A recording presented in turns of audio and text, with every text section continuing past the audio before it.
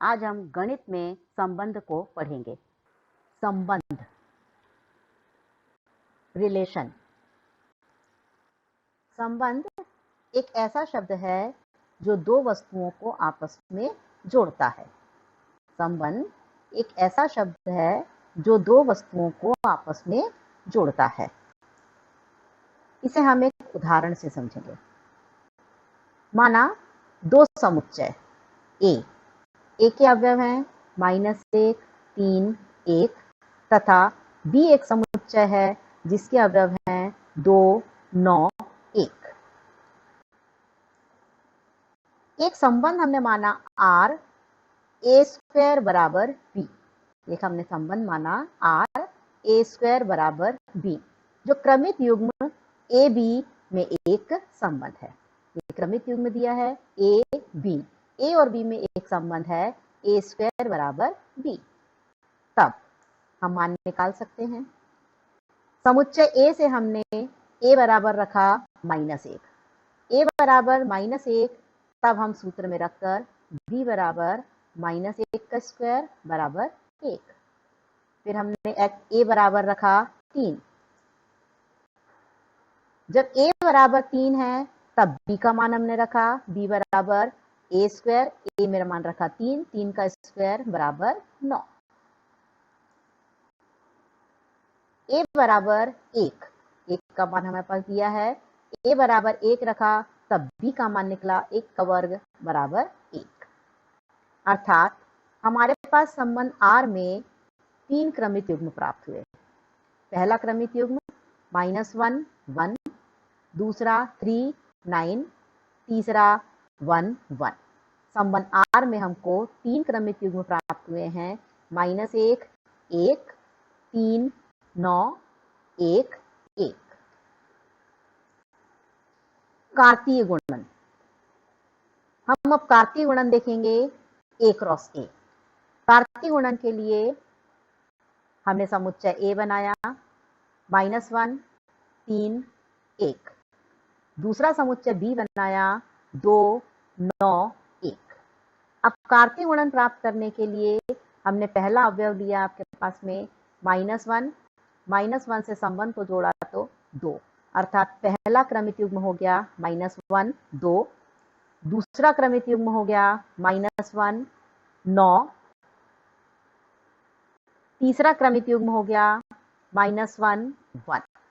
इसी प्रकार हम 3 से निकाल सकते हैं क्रमित युग्म और 1 से भी निकाल सकते हैं। तो हमारे पास में क्रमित युग्म प्राप्त हो गए A cross B। A cross B एक ऐसा समुच्चय बन गया जिसमें हमारे पास में 9 अवयव प्राप्त हैं -1, 2, -1, 9, -1, 1।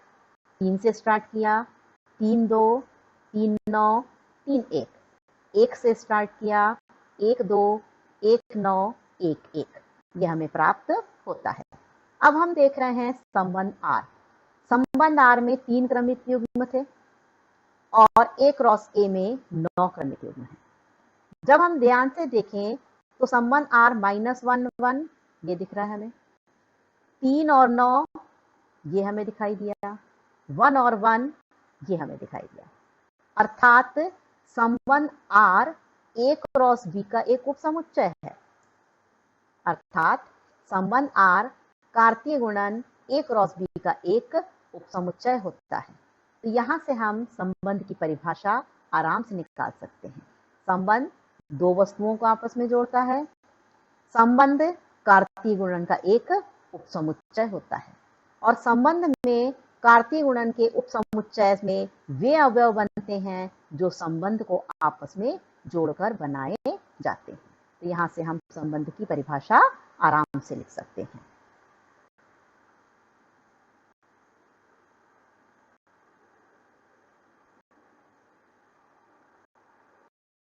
दो अरिक्त समुच्चय, ये ध्यान दीजिए, दो अरिक्त समुच्चय A से B में संबंध कार्तीय गुणन A क्रॉस B का उपसमुच्चय होता है।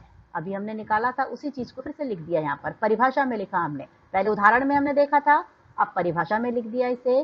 दो अरिक्त समुच्चय ए से बी में संबंध कार्तीय गुणन ए क्रॉस बी का उपसमुच्चय होता है तथा उपसमुच्चय ए क्रॉस बी के क्रमित युग्मों के प्रथम तथा द्वितीय घटक के बीच एक संबंध स्थापित करने से प्राप्त होता है। जो हमने उपसमुच्चय निकाला वो आपका उपसमुच्चय हमारे पास में जो क्रमित युग्म थे उनमें प्रथम घटक और द्वितीय घटक में कोई ना कोई संबंध हम लगाते हैं तब हमें वो उपसमुच्चय प्राप्त होता है। तो संबंध की परिभाषा हो गई, संबंध दो समुच्चय हैं हमारे पास में ए और बी, तो ए से बी में, हम ए से स्टार्ट करे हैं बी में गए हैं, ए से बी में संबंध कार्तीय गुणन ए क्रॉस बी का उपसमुच्चय होता है तथा ये उपसमुच्चय ए क्रॉस बी के क्रमित युग्मों के प्रथम और द्वितीय घटक के बीच संबंध स्थापित करने से प्राप्त होता है। द्वितीय घटक प्रथम घटक का प्रतिबिंब कहलाता है। जो द्वितीय घटक हमें प्राप्त हुआ था वो प्रथम घटक का प्रतिबिंब कहलाता है। संबंध कार्तीय गुणन का उपसमुच्चय होता है, अर्थात संबंध R उपसमुच्चय A क्रॉस B। संबंध R को हम इस प्रकार भी लिख सकते हैं, संबंध R बराबर गणितीय रूप में है समुच्चय जिसमें हमारे पास में क्रमित युग्म मिले हैं x y, जिसमें x कैपिटल A समुच्चय से, y कैपिटल B समुच्चय से। A क्रॉस B है तो पहले समुच्चय से x आएगा, दूसरे समुच्चय से y आएगा। तो संबंध का ये गणितीय रूप में हमारे पास में सूत्र मिल गया। तो संबंध हम फिर से एक बार रिवाइज कर लें। संबंध की परिभाषा, दो अरिक्त समुच्चय हैं जिसमें ए से बी में एक संबंध हमने निकाला, तो संबंध कार्तीय गुणन ए क्रॉस बी का उपसमुच्चय होता है और ये उपसमुच्चय हमको ए क्रॉस बी के क्रमित युग्मों के प्रथम और द्वितीय घटक के बीच एक संबंध स्थापित करने से प्राप्त होता है। द्वितीय घटक प्रथम घटक का प्रतिबिंब कहलाता है। संबंध कार्तीय गुणन का उपसमुच्चय होता है, R एक उपसमुच्चय है A क्रॉस B तथा R एक गणितीय रूप में हम लिख सकते हैं, R बराबर एक समुच्चय है जिसमें अवयव क्रमित युग्म के अवयव हैं x y, x capital A समुच्चय से, y कैपिटल B समुच्चय से।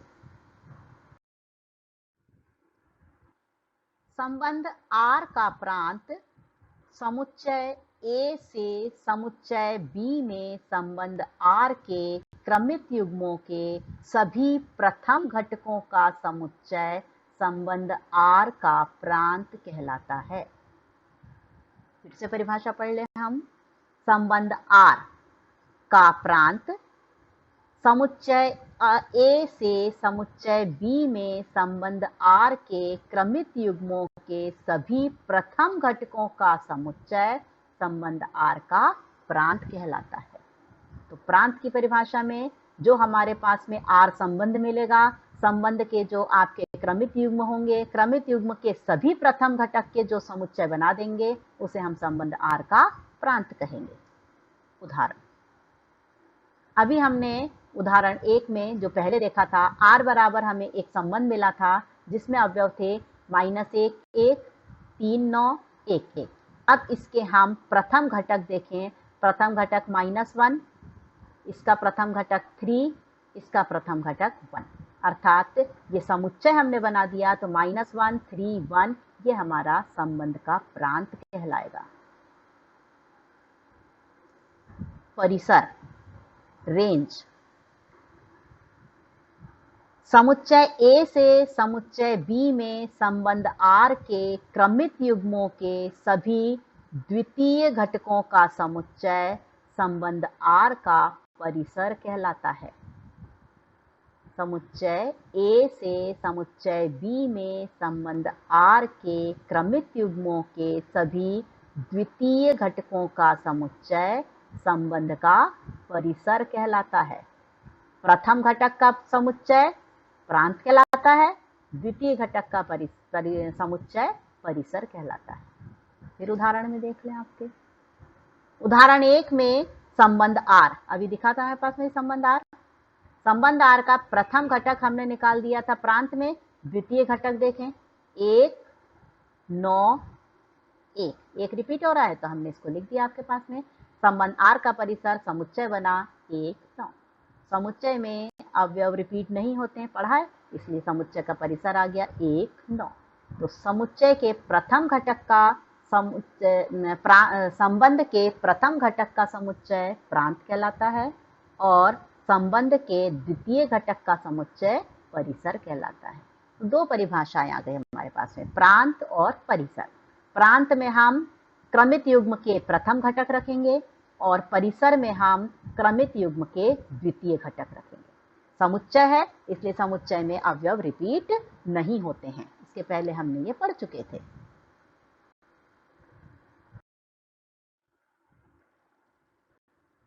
तीसरा है सहप्रांत। समुच्चय B संबंध R का सहप्रांत कहलाता है। जो दूसरा समुच्चय थे आपका, तो समुच्चय B संबंध R का सहप्रांत कहलाता है। जो हमने उदाहरण देखा था उसी में आपके पास में संबंध R का सहप्रांत 2 1 9 होगा। परिसर सहप्रांत का उपसमुच्चय होता है। अभी हमने परिसर निकाला था, आपने देखा था आपके पास में अवयव हमारे पास में मिला था आपका 1 और 9, तो यहाँ से हमारे पास में आ गया परिसर सहप्रांत का उपसमुच्चय होता है, अर्थात परिसर सहप्रांत का उपसमुच्चय होता है। अगली परिभाषा प्रतिबिंब। संबंध R के क्रमित युग्म में द्वितीय घटक को प्रथम घटक का प्रतिबिंब कहते हैं। संबंध R के क्रमित युग्म में द्वितीय घटक को प्रथम घटक का प्रतिबिंब कहते हैं। परिसर प्रतिबिंब का ही समुच्चय होता है। जो हमने परिसर ज्ञात किया था, परिसर प्रतिबिंब का ही समुच्चय होता है।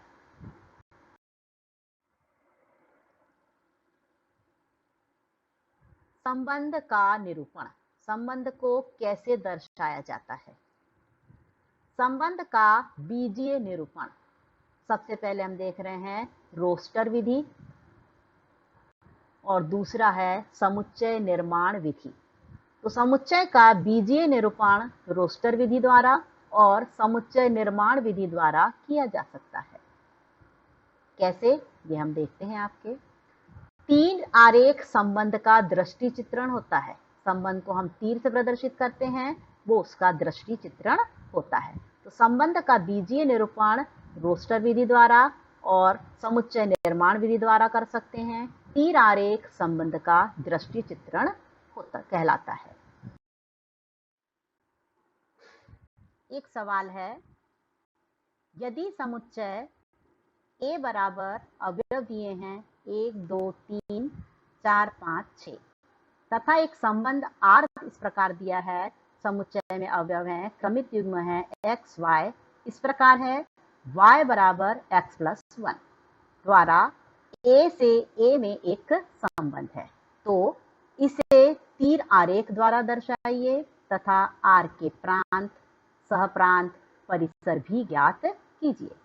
जो हमने परिभाषा पढ़ी है उससे हम प्रांत निकाल सकते हैं, सहप्रांत निकाल सकते हैं, परिसर भी ज्ञात कर सकते हैं। इस उदाहरण को हम देखें। सबसे पहले हमने दिया है समुच्चय A, तो हमने समुच्चय A बराबर लिखा 1 2 3 4 5 6। इसके बाद हमने संबंध लिखा, संबंध R बराबर ऐसा समुच्चय जिसमें क्रमित युग्म है x y और y इस प्रकार है x प्लस 1। अब हम x का मान रखकर y का मान निकाल सकते हैं। y बराबर दिया है x प्लस 1, तो x का मान हमने जब 1 रखा, x बराबर 1, तो हमें y बराबर मिला 2, 1 प्लस 1 2, तो y बराबर मिल गया 2। इसी प्रकार हमने x बराबर 2 रखा तो y बराबर 2 प्लस 1 3, x बराबर 3 रखा तो y बराबर 3 प्लस 1 4, x बराबर 4 रखा, 4 प्लस 1 आ गया हमारे पास में 5, x बराबर 5 रखा, 5 प्लस 1 6, और जब x बराबर 6 रखा तो 6 प्लस 1 7। तो हमें सारे y के मान मिल गए। x के मान हमने 1 से लेके 6 तक रखे, क्योंकि यहाँ पर अवयव हमारे पास में दिए हैं, a के अवयव हैं 1 से लेकर 6 तक। अब इसको हम तीर आरेख से दर्शाते हैं।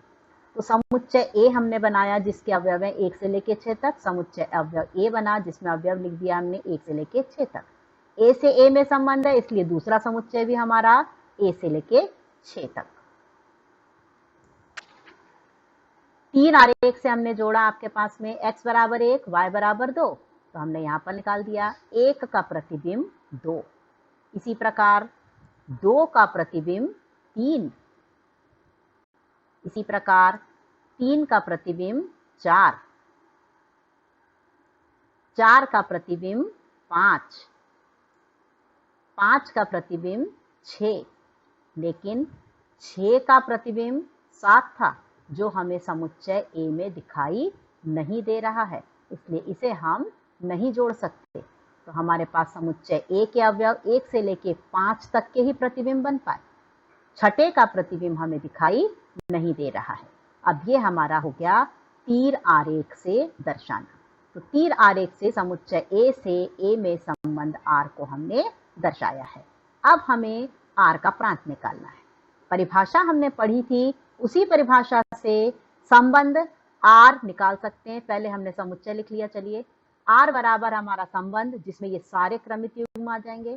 पहला युग्म 1 2, दूसरा 2 3, तीसरा 3 4, चौथा 4 5, पांचवा 5 और 6। जितने हमारे प्रतिबिंब है बस वही लिख सकते हैं, इसके अलावा कोई भी चीज इसके अंदर नहीं आएगी। तो हमारे पास में 5 अवयव मिल गए आपके पास में संबंध R में। अब हमें निकालना है R का प्रांत। R का प्रांत हमने परिभाषा पढ़ी थी, प्रांत होता है क्रमित युग्मों के प्रथम घटक का समुच्चय। तो R में संबंध में जो हमारे पास क्रमित युग्म प्राप्त हुए हैं उनके प्रथम घटक 1 2 3 4 5, तो प्रथम घटक का जो समुच्चय बना वो कहलाएगा हमारा प्रांत। तो परिभाषा भी हमें याद आ गई कि क्रमित युग्मों के प्रथम घटक का समुच्चय R का प्रांत कहलाता है। परिसर पढ़ा था हमने, क्रमित युग्मों के द्वितीय घटक का समुच्चय परिसर कहलाता है। तो द्वितीय घटक दिख रहे हैं हमें पास में 2 3 4 5 6, तो हमने लिख दिया आपके पास में R का परिसर 2 3 4 5 6। तो R का परिसर द्वितीय घटक का समुच्चय परिसर कहलाता है, प्रथम घटक का समुच्चय प्रांत कहलाता है। हम याद कर लें तो हम आराम से लिख सकते हैं। तीसरा सहप्रांत, सहप्रांत A क्रॉस A में द्वितीय समुच्चय A के सभी अवयव का समुच्चय सहप्रांत कहलाता है। A क्रॉस A में हम देख रहे हैं आपके पास में ये A दिख रहा है आपके पास में, इसके सभी अवयव 1 से लेकर 6 तक, तो 1 से लेकर 6 तक सभी अवयव हमारे कहलाएंगे सहप्रांत। तो R का सहप्रांत A क्रॉस A में द्वितीय समुच्चय A के अवयवों का समुच्चय प्रांत कहलाता है, सहप्रांत कहलाता है, सॉरी। तो प्रांत की परिभाषा क्रमित युग्म प्रथम घटक का समुच्चय कहलाता है, परिसर क्रमित युग्म के द्वितीय घटक का समुच्चय परिसर कहलाता है, और A क्रॉस A में जो दूसरा समुच्चय है A, उसके सभी अवयवों का समुच्चय सहप्रांत कहलाता है। तीनों चीजें हमने निकाल दी, तीनों परिभाषाएं हमें अच्छे से याद आ गई, संबंध की परिभाषा भी हमें याद रहेगी, प्रांत परिसर सहप्रांत।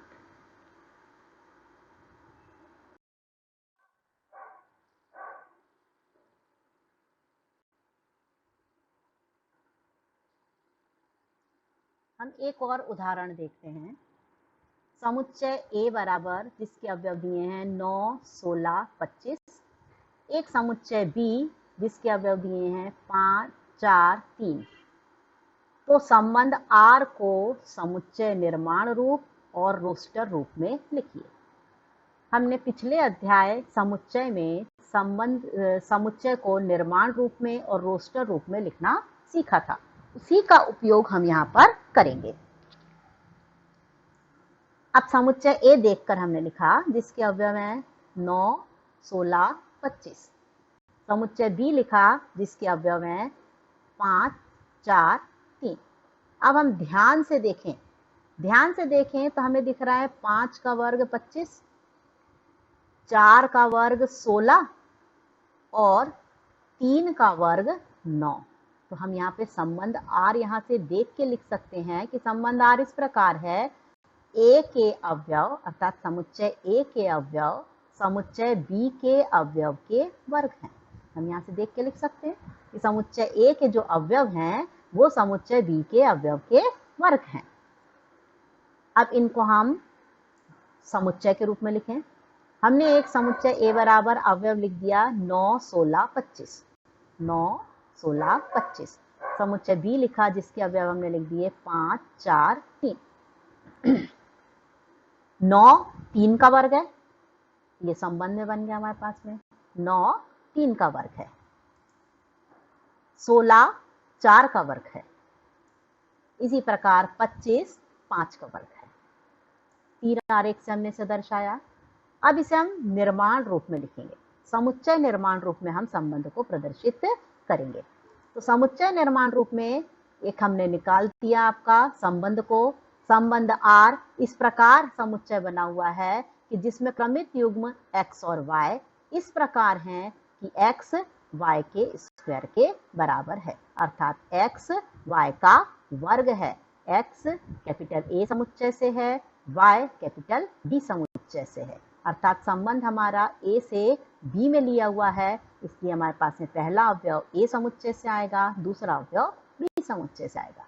तो समुच्चय निर्माण रूप में हमने लिखकर बताया संबंध R को कि ये R एक ऐसा समुच्चय है जिसके अवयव क्रमित युग्म x y इस प्रकार हैं कि x का मान y स्क्वायर के बराबर है, अर्थात x y का वर्ग है। x A समुच्चय से है और y B समुच्चय का अवयव है। रोस्टर रूप में हम लिखेंगे संबंध को। रोस्टर रूप में जो अवयव हमारे पास में होते हैं उन्हें गणितीय रूप में लिखा जाता है पास, अर्थात R एक समुच्चय बना जिसमें पहला अवयव 9 3 ये जुड़ा हुआ है आपके पास में, दूसरा अवयव 16 4, तीसरा अवयव 25 5। ये हो गया हमारा रोस्टर रूप में। तो समुच्चय हमारे पास में दिए थे, संबंध को हमने निर्माण रूप में और रोस्टर रूप में लिखा है।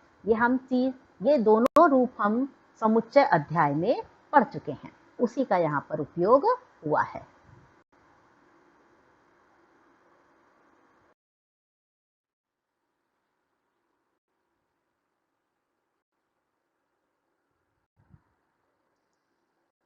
संबंधों की कुल संख्या। हमें संबंध की कुल संख्या ज्ञात करनी है, तो उसकी परिभाषा देखें हम।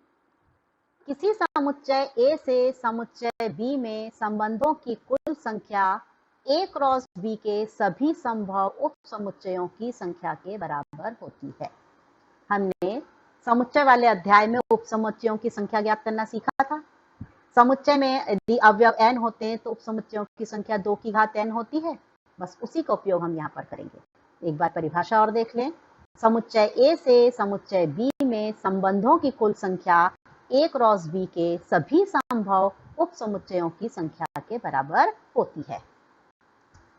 मान लिया हमने A में अवयवों की संख्या P, NA बराबर P, B में अवयवों की संख्या Q, NB बराबर Q। तो हमें पता है A क्रॉस B में अवयवों की संख्या P इंटू Q होगी, पहले पढ़ चुके हम। NA में A क्रॉस B में अवयवों की संख्या P इंटू Q। संबंधों की कुल संख्या परिभाषा से हम लिख सकते हैं A क्रॉस B के उप समुच्चयों की संख्या।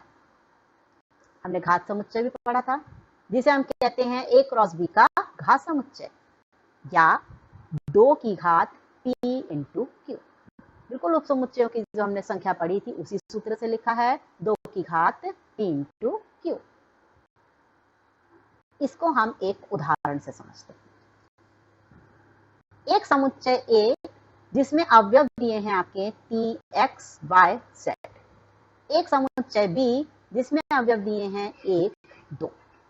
तो समुच्चय A से समुच्चय B में संबंधों की संख्या ज्ञात कीजिए।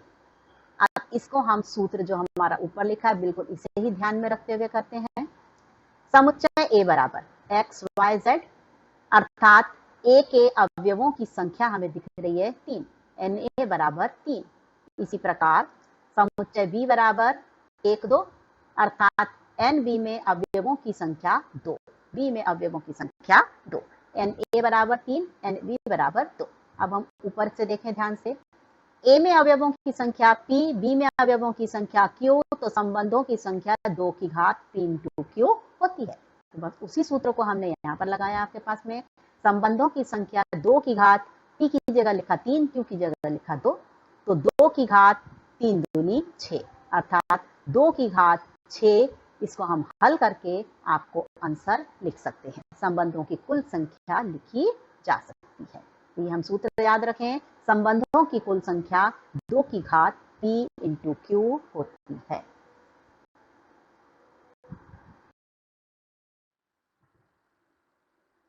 अब इन सब संबंध जो हमने पढ़े हैं उस पर आधारित गृह कार्य है आपके लिए।